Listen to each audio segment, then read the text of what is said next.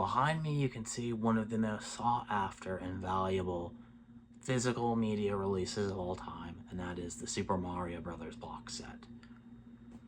Now, I am someone, I emailed the company Umbrella. I've talked to them long before this was out, and I said, hey, when this runs out, this is it, right? There's no more.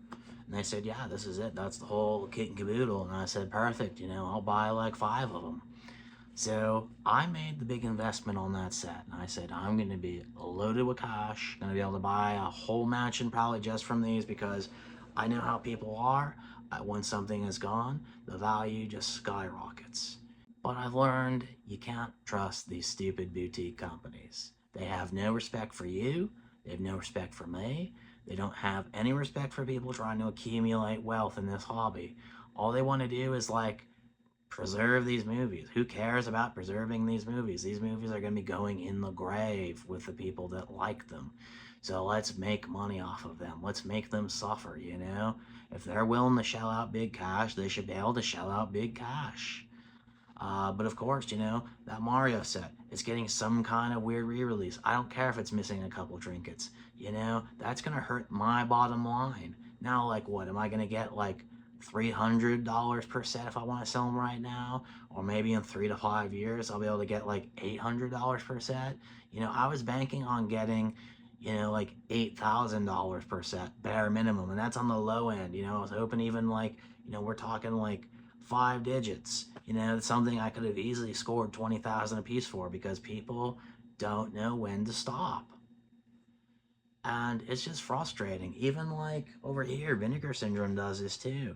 Like this beautiful, movie with the slipcover. You can order some stupid re-release of that slipcover through their store.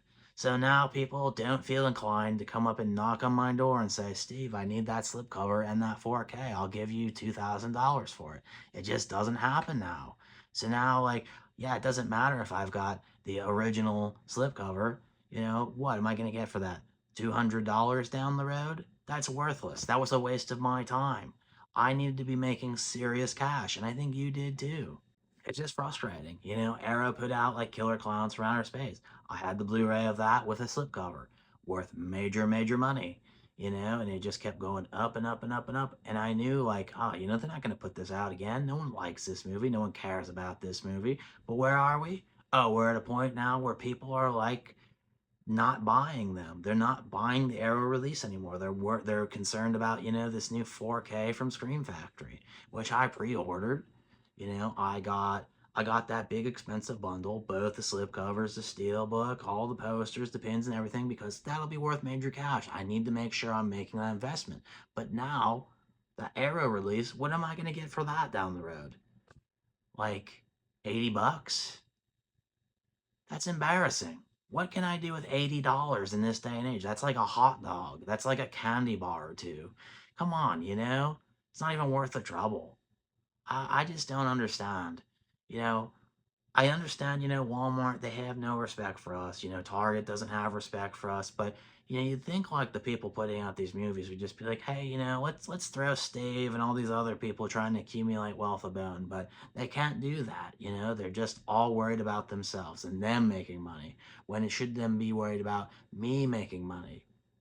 I'm the one making the investment. I'm the one going out there and telling people to buy the stupid movies so that way they make a sale, and then we can all benefit and make major cash down the road. But they're ruining it for everybody.